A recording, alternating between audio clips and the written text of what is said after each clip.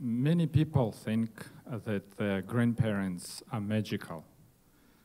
And my grandfather really was magical. When I was 12 years old, I witnessed how one day a beautiful blonde woman visited him and brought with her a single short hair. And my grandfather touched the hair with his silver ring, whispered something over it, and told her, "The owner of this hair will propose to you soon, but you need to be proactive yourself."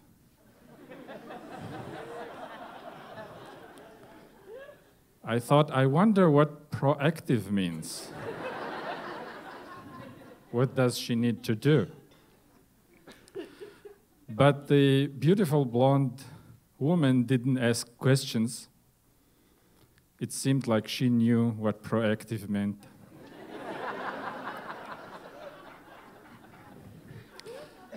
And about a month later, an old lady visited my grandfather with a picture.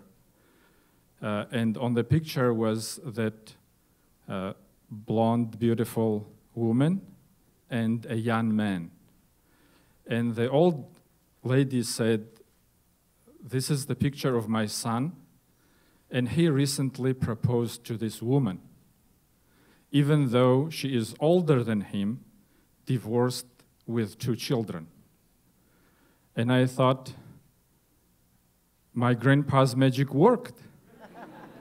Apparently, she did some proactive measures. And my grandfather said, "Good for him, congratulations." But old lady said, "Oh no, not good at all. The only way my son would be so blind as to propose to this awful woman is that she put some kind of spell on him. Did you do it?" But my grandpa denied everything. I thought, oh, he's in trouble. And when the old lady pressured him, he said, "Look, if I had such an ability to make people do what I wanted, I wouldn't waste it on your son. Instead, I would make Gorbachev to withdraw troops from Afghanistan and stop the nuclear arm race with America and to increase my pension."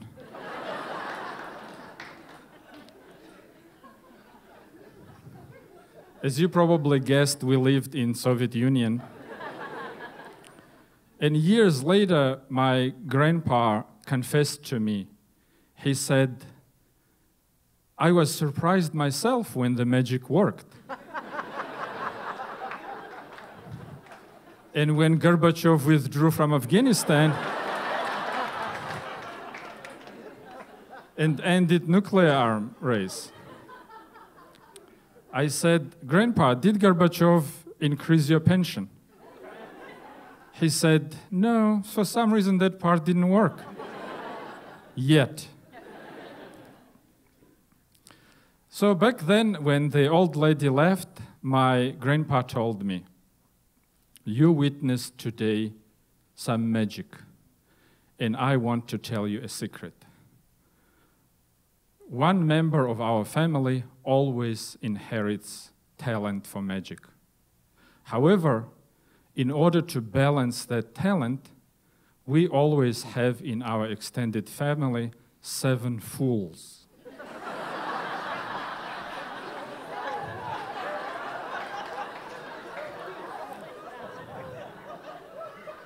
I said, "Grandpa, obviously you are the one with magic.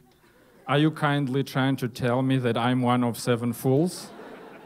He said, "Actually, I think you inherited my talent because you always take interest in my magic." And he took off the silver ring from his finger and put it on my middle finger. And the ring had this inscription in Arabic. And my grandpa said that that's a spell, and he taught me. Say, قُلْ أَعُوذُ بِرَبِّ الْفَلَقِ, which means, I seek refuge from the Lord of daybreak, and then make your wish, and it will work. So next day, at school, I showed the ring to my first cousin, Janti, who was in the same class with me. And after the classes, we went to play soccer, and Janti said, why don't you put spell on our goals? And I thought, that's a great idea, so I put my hand on the goal post and said, قُلْ أَعُوذُ بِرَبِّ الْفَلَقِ, I wish to seal these goals. And it worked.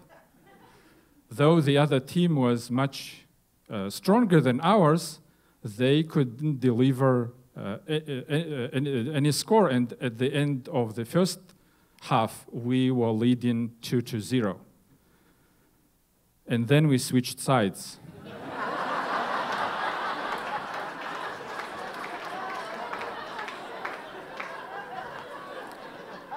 And the other team instantly delivered. But we were still leading 2-1. And then Janti ran up to me and he said, you need to go and break the spell on the old goals and put it on our new one. So I left my right wing defense position and ran toward the gates and broke the spell on the old goals. However, while I was doing my magic, the other team attacked from the right wing, and even the score 2-2. So then I ran back to our new goals, and I put my ring at the goal post and said, قُلْ أَعُوذُ بِرَبِّ الْفَلَقِ. But before I made a wish, the ball hit me in my head and got into the goals. And we lost 2-3. So that day I became so unpopular that even my cousin Janti didn't dare to go home with me. And I was going home alone and thinking, at least my friends didn't beat me up. And I was mad at everybody, including Janti, because he wasn't there for me. And I thought, he's just a fool as others, and I'm never gonna go to his house to play with him again. And his twin sisters, Dina and Dana, are fools also because they always fight with us, girls against the boys. And his parents are also fools because they always take the side of the girls. And then I suddenly realized they were 5 fools. But I could not figure who were the other 2 fools. So at the dinner, I casually asked my father. I said, Dad, did you hear about this grandpa's thing about 7 fools? He said, sure I did. I said, well, I can count only 5.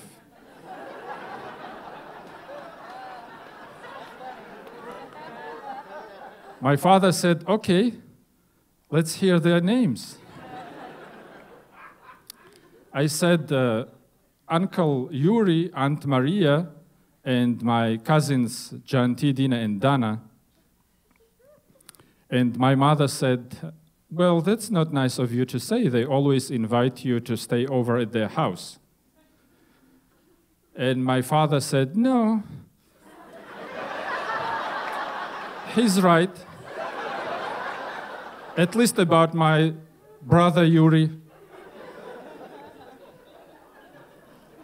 And I said, but that's only 5, and there should be 7. Who are the other 2? And my father said, why? You just add yourself and grandpa, it makes it 7.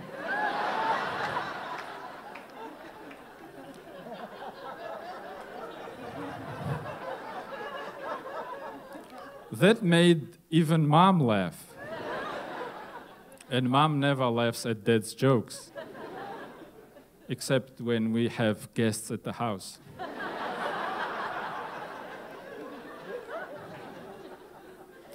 I said, actually, Grandpa told me that I inherited his magic. And my mom said, unfortunately, Grandpa is superstitious, but he is a very kind man. And my father said, one can't be kind and try to put spell on other people. And my father's words were really eye-opening for me back then. And that's when I decided to give up kindness and become a magician.